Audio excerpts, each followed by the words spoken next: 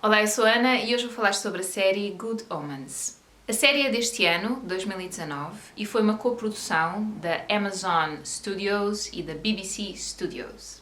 É baseada num livro que tem o mesmo título, mas depois tem uma adenda ao título, portanto é Good Omens e depois The Nice and Accurate Prophecies of Agnes Nutter, Witch. Portanto, Good Omens está traduzido, existe uma tradução deste livro para português, que é Bons Augúrios, e depois eu agora vou traduzir assim livremente isto, portanto, as simpáticas e accurate é... Namus. Então, as simpáticas e precisas profecias de Agnes Nutter, bruxa. O livro em que se baseia a série foi escrito em 1990, ou publicado em 1990, escrito por Neil Gaiman e Terry Pratchett, dois escritores ingleses. Um deles já morreu, Terry Pratchett, e diz-se que na altura em que estava já para morrer, terá sido doença, disse ao Neil Gaiman que assim que ele morresse para tentar passar o livro para série ou filme. Neil Gaiman trabalhou de perto com a Amazon Studios, portanto penso que terá escrito o argumento para a série também. Isto é uma série de 6 episódios, é uma minissérie. E penso que terá trabalhado de perto com a produção desta série. Eu acho que disse no último vídeo que tinha visto esta série, eu queria falar sobre esta série hoje, e que era baseada num livro de 1970. Eu acho que me enganei e disse isso. Pronto, é 1990, só para deixar bem esclarecido. Eu gostei muito desta série, eu vou começar logo por aí, porque vai dar para vocês perceberem, eu depois começo a ficar entusiasmada e não sei o quê. Eu adorei a série. E fala sobre um anjo e um demónio que vivem na Terra, desde os primórdios da humanidade, desde Adão e Eva, e que têm uma relação até bastante amistosa. Sim, eles pode-se dizer que são amigos, e que gostam muito de viver entre os humanos, gostam de todos os confortos e amenidades que existe vivendo na vida na Terra. O demónio chama-se Crowley e é interpretado pelo ator escocês David Tennant, e o anjo chama-se Aziraphale e é interpretado por Michael Sheen, um ator galês. Os dois têm que reportar, os dois têm que reportar ao seu mundo correspondente. Portanto, ou seja, o Aziraphale, o anjo, ao céu e o Crowley, o demónio, ao inferno.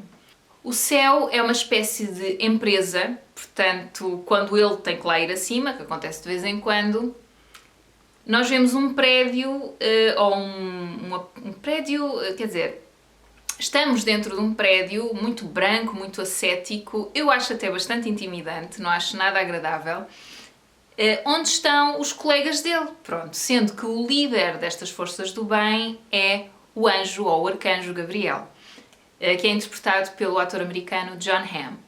É muito engraçada a relação entre o anjo Aziraphale. Eu se calhar vou dizer o anjo e o demónio. Não, vou dizer o nome deles, acho que sim. Então, o anjo Aziraphale, a relação entre ele e os colegas dele, eles são, de uma maneira geral, eu acho que são todos bastante desagradáveis para o Aziraphale. Eles desprezam-no.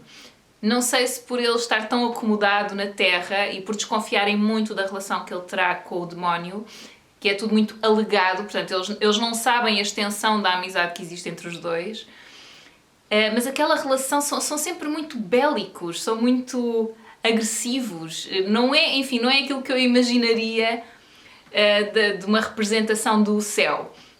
É preciso que se diga que o livro e a série são cómicos, portanto, é uma perspectiva cómica.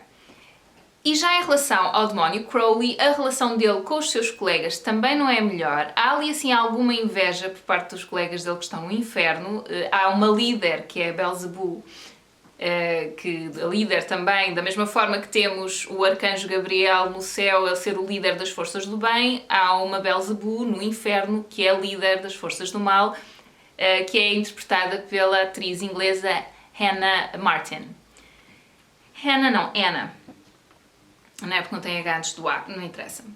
E também os demónios que estão no inferno, e sobretudo aqueles que de vez em quando vão à Terra falar com o Crowley, não gostam dele, têm uma relação muito agressiva também. Mas, enfim, eu esperava isso de umas forças do mal e de umas, almas perdidas, não é? E e que foram, que tão mais que foram parar ao inferno. Pronto, não espero isso das forças do bem. E eu acho que são muito parecidos, as forças do bem com as forças do mal, e achei isso muito interessante. Há uma trama, que é a trama desta série, que é o apocalipse. Vai acontecer o apocalipse, ou o Armageddon, portanto, que é quando as forças do bem e as forças do mal vão lutar para ver quem é que ganha.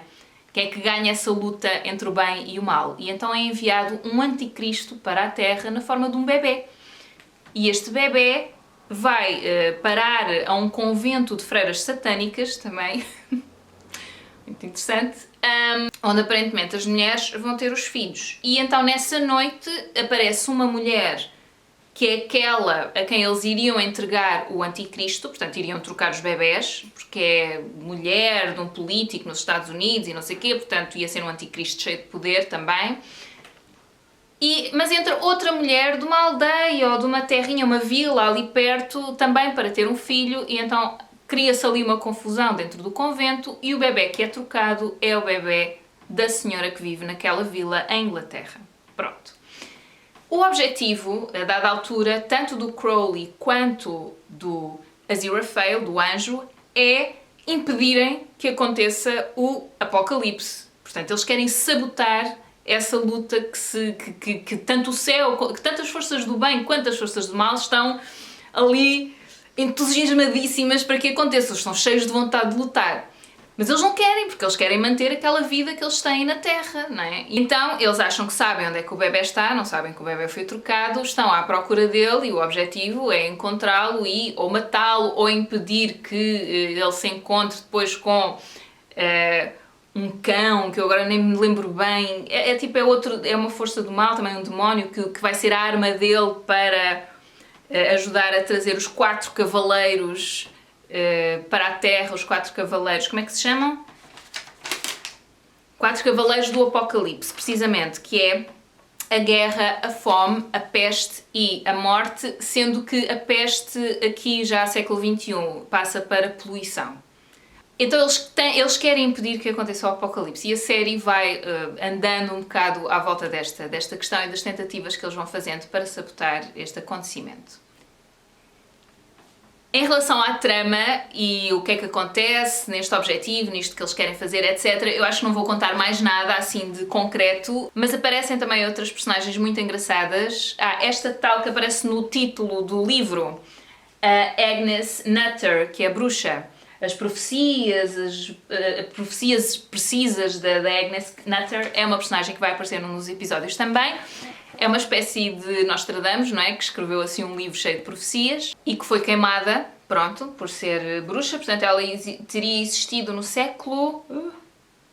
e agora? Não me lembro. É 16, 17... Assim, umas centenas de anos, etc. E durante a trama desta ação que nós estamos a ver, surge uma descendente dela, que também tem essas capacidades e segue o que a tetravó, já nem sei, dela escreveu.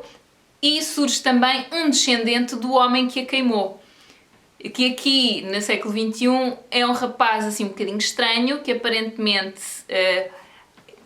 eu acho que há uma... Eu já ouvi falar de umas crianças indigo, ou pessoas indigo, que não podem estar ao pé de máquinas e não sei o que as máquinas avariam. Pronto, ele é uma espécie de pessoa dessas, enfim, e depois também tem uma capacidade inata para caçar bruxas. E...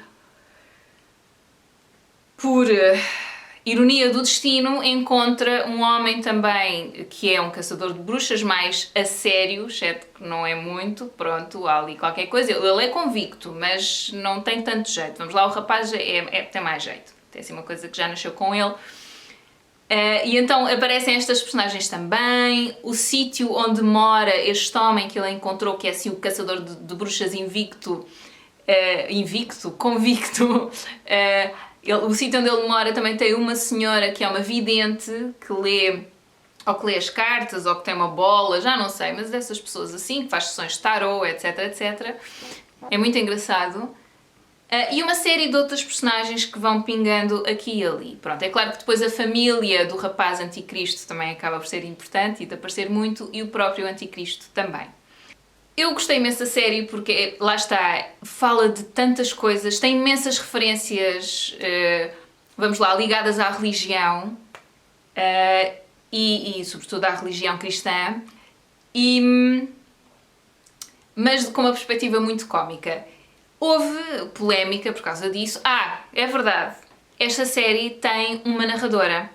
É uma mulher que está a narrar o que vai acontecendo durante os 6 episódios e que depois nós percebemos que é Deus. E é uma mulher que dá a voz a Deus, que é a atriz norte-americana Frances McDormand. Esta série criou assim um alto rebuliço entre comunidades cristãs nos Estados Unidos, que quiseram deitar a série abaixo, impedir que ela fosse difundida e passada na televisão. Queixaram-se ao sítio errado, acho que fizeram um baixo-assinado, cheio de assinaturas, mas enviaram para a Netflix em vez para a Amazon, e então acho que ainda houve ali uns tweets engraçados entre a Netflix e a Amazon, enfim. Porquê? Qual era o que é que os estava a indignar? Pronto, uma das coisas é a voz de Deus ser uma voz de mulher. Eu fico sempre agastada quando se coloca esta questão de se é mulher, se é homem, porque parece que o facto de ser mulher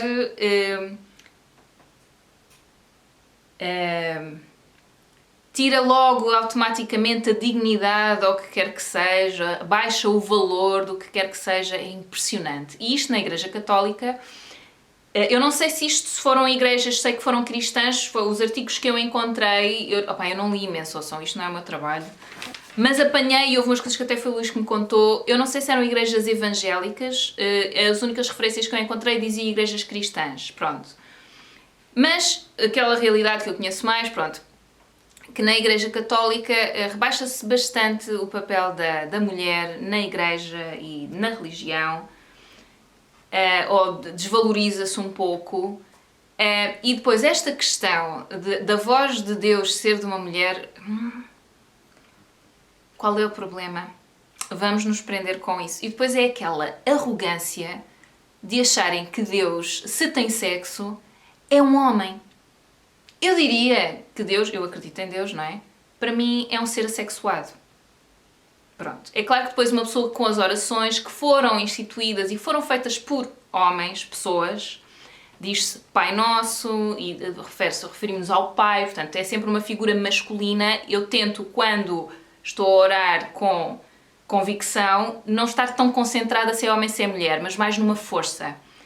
Porque para mim, estas orações que se convencionaram-se por humanos e nós temos que, de forma a conseguirmos, enfim, que a religião seja um pouco mais tangível e um pouco mais ao nosso nível, temos que criar estruturas para depois podermos concretizar estas orações, concretizar esta parte nossa espiritual. Eu não acho que seja porque Deus é homem. Eu acho que é porque nós, na nossa falibilidade e na nossa ignorância, e porque somos muito pequeninos, e etc., convencionou-se assim, já foi há muito tempo, ainda é um bocado assim, mas pronto, mas em que a mulher não tinha uma posição de poder, nunca na vida, portanto, nunca na vida Deus seria uma mulher. Estão a perceber? Eu não sei se isto é difícil de explicar. Ou seja, eu que me considero cristã e vou à missa, portanto, estou incluída na Igreja Católica, pronto, fui batizada na Igreja Católica, para mim isso é uma circunstância do destino. Aconteceu assim. E dentro deste meio em que eu me movo, existem este tipo de orações, que são aquelas que eu conheço, que me ensinaram, mas eu quando as digo, eu tento pensar para além disso, portanto, não ficar presa a estas palavras, ao pai, se é um pai, se é uma mãe, ok? Eu acho que é a circunstância. É a circunstância em que eu nasci, o tempo em que eu nasci. Acho essa questão do sexo, se é homem, se é mulher, muito desinteressante. E acho que se muitas passagens da Bíblia são machistas, tem a ver com a altura em que foram escritas. Tem a ver com a época em que foram escritas. Portanto, replicaram aquilo que se passava socialmente. Quem escreveu foram homens, ainda por cima. Pronto. Acho que não houve nenhuma mulher a escrever nenhum livro da Bíblia. Pois não, acho que foram sempre homens. Espero não estar a dizer uma asneira. E nós somos falíveis. Nós tentamos tornar concreto algo que nos ultrapassa. E nessa tentativa, nesse nivelamento por baixo, podemos errar. Portanto, tomar uma coisa como concreta e estabelecida, como essa de que Deus é homem, para mim, é de uma arrogância... Vamos ver? Bah! E tanta coisa para dizer isto. Enfim, então essa foi uma das razões por que se indignaram, não é? A outra foi, deixa cá ver, isto eu apontei aqui, tive que apontar, porque diz que goza com Deus e com a religião, apresenta os demónios como algo bom, a voz de Deus ser de mulher, e relativiza o bem e o mal usando... relativiza o bem, o mal e o horror. Pronto, por causa do Apocalipse, a história do Apocalipse. Acho eu que foi por causa disso, não sei. Eu acho extraordinário que se venham queixar de uma série que eu acho que faz-nos pensar tanto sobre religião, sobre Deus, sobre anjos e demónios, isso tudo. Porque traz para a discussão um tema que não é muito falado, se calhar, não sei, pronto, no meu meio não é muito falado, socialmente. Ou se é falado é um bocado para ridicularizar. E ter esta oportunidade de abrir uma discussão por causa de uma série que, sim, é cómica. Portanto, o ponto de vista é cómico, ok? E sim, há coisas que provavelmente poderão ofender. Eu senti-me ofendida? Pessoalmente, não. Eu imagino Deus, em que eu acredito, tem sentido de humor também e não se ofende com estas coisas. E Jesus Cristo também. É assim que eu vejo. E eu muitas vezes acho que isto da religião se levar tão a sério e de forma tão fechada em algumas questões afasta as pessoas também. Por outro lado, eu não estou a dizer que temos que achar piada a tudo, obviamente, pronto, mas este nível de ofensa, de sentirem a ofensa como uma coisa que traz, lá está, para a praça pública, ou enfim, porque esta série teve muito sucesso. E trazer para a praça pública estas questões, não é, que têm a ver com a religião, com a relação entre o bem e o mal, é muito interessante, porque nós temos um anjo e um demónio que representam as duas forças que se dão bem. E que depois nós percebemos que cada uma das personagens, tanto o anjo como o demónio, tem um bocadinho, um pouco, daquilo que o outro tem. O anjo tem uma parte um bocadinho mais, enfim, maldosa. Eu não diria tanto, ele não chega a ser tão maldoso porque ele é bastante celestial, mas tem um bocadinho, tem uma sementezinha. E o demónio também tem uma sementezinha do bem. Não é? E este constante, e mesmo aquela forma de apresentarem o céu como uma empresa inóspita e intimidante, acho que é para mostrar também que lá porque é tudo branquinho e bonitinho, eles são todos bonitos e formosos e tal, e sobretudo o arcanjo Gabriel, não quer dizer que sejam só o bem, que sejam só bons, que estejam também que lá por pertencerem àquele clube que só querem o bem. E então todas estas discussões que traz para a mesa e todas estas reflexões que traz para a mesa eu acho que são super interessantes e que podem ser um bom pretexto para uma conversa sobre a religião. Portanto, qualquer série que venha, série, filme, que traga para a mesa a questão da religião, a mim interessa-me imenso e posso gostar mais, posso gostar menos, posso até sentir-me ofendida com uma outra coisa, mas acho que é bom trazer para a mesa a discussão. Acho que isso é sempre positivo. E às vezes eu penso, caramba, o que é que estas pessoas acham? Às vezes quando estes grupos muito, mais fundamentalistas querem calar as pessoas, mesmo aquelas que dizem que não acreditam em Deus ou assim, será que eles acham que a fé é uma coisa assim tão frágil que só uma palavra de outra pessoa deita abaixo? Eu acho que não, eu acho que pode ser uma ocasião para falar sobre o assunto. E se calhar tu pensar sobre isso, ou a outra pessoa que diz que não acredita, pensar sobre isso também. E não quer dizer que algum de nós vai mudar de ideias. Eu acho que o objetivo não tem que ser esse. Só discutir o assunto. Só falar sobre o assunto. Eu gostei imenso da série, pronto, já deu para perceber, estou aqui toda entusiasmada. Aconselho-vos a que vejam, quando puderem. Acho que sim, acho que vale super a pena. Tem diálogos muito interessantes, tem um sentido de humor que eu gosto muito, mas eu gosto muito do sentido de humor britânico. Tem uma cena logo no início em que eles estão no jardim do Éden, não é? No jardim do paraíso, em que Adão e Eva são expulsos do paraíso. Crowley é a serpente que tenta Eva, e penso que será essa altura em que eles se conhecem. Acho que sim, acho que é no jardim do paraíso. E entretanto, o anjo Aziraphale deu uma espada que não podia ter dado, porque já eles lá no céu têm um inventário dos objetos que entregam a cada um dos anjos que andam por aí, e ele ainda não tinha entregue essa espada, que eu agora não me lembro, cá de ter também uma simbologia qualquer, mas eu não lembro de que espada é, em que ele entrega a espada ao Adão de género, pá, coitados, fogo, ok, eles portaram-se mal, mas toma lá, vá para te defenderes para não ficarem aí também largados no mundo. E depois também acho muito interessante que Deus fique sempre Mas é assim que eu vejo Deus, então achei isso muito interessante. Está sempre a pairar, Ele é tão superior a nós que não se mete nas nossas coisinhas. Está ali como força do bem para nos inspirar, para nos orientar, se nós estivermos abertos a isso, mas está um bocado afastado de nós. Mas achei interessante que Deus estivesse sempre presente, sendo o narrador da história, não é? Mas ao mesmo tempo um pouco ausente, e é assim que eu vejo a presença de Deus também. Que é sempre presente, mas sempre ausente. É assim uma mistura que é difícil também para mim, como ser falível, de muitas vezes de encaixar. E às vezes sinto que quando eu o sinto mais ausente é só porque eu estou menos receptiva. Pronto, é a minha perspectiva. Enfim, há um episódio também que eu adorei, que eu agora não sei qual é que é, deixa ver.